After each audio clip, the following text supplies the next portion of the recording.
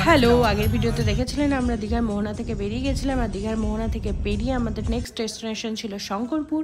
আর শঙ্করপুরে এসে আমার প্রথম যেটা চোখে পড়লো সেটা হচ্ছে সমুদ্রের ঢেউ, যেগুলো সাংঘাতিক বিশাল বিশাল ঢেউ ছিল।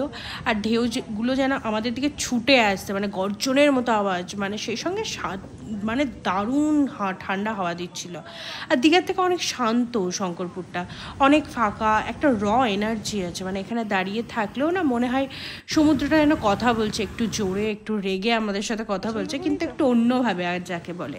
তারপরে আমাদের শঙ্করপুর থেকে বেরিয়ে নেক্সট ডেস্টিনেশন ছিল তাজপুর। আর তাজপুর থেকে আমরা একটু আগের একটা বিচে ঢুকেছিলাম, মানে আমরা প্রপার তাজপুরটাও ঘুরেছিলাম, ওখানে আমার কোনো ক্লিপ নেওয়া হয়নি, যেটা মেইন আর কি বলে।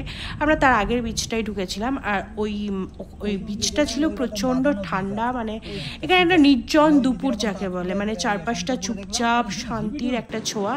আমরা সবাই বসলাম, আমি তো সবসময় ফটো তুলতেই বিজি থাকি, আমার মা বাবা চা খায়, কেউ একটু সমুদ্রটাই উপভোগ করছে, মানে শান্ত শিষ্ট, কম লোকজন, খুব ভালো লাগে। একটু অফবিট প্লেস তো, মানে নিজের মতো থাকা যায়, বেশি মানে ঝামেলা ঝঞ্ঝাট নেই, একটু নিজের মতো টাইম কাটানো যায়।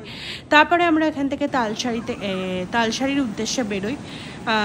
আর মেরিন ড্রাইভে যখন যাচ্ছিলাম, মানে ঢেউগুলোর জল এত গাড়ির মধ্যে আসছিলো, দারুণ লাগছিল। তালসারিটা একটু ডিফারেন্ট, এখানেও বেশ অনেক দোকান টোকান বসেছিল, আর একই সমুদ্র ছিল, আর অনেকগুলো নৌকো ছিল এখানে, যেটা আমি এতক্ষণ দেখেছিলাম না, এখানে দেখলাম। আর এই ছিল দীঘা থেকে শুরু করে তালসারি পর্যন্ত আমাদের সমুদ্র পথের গল্প।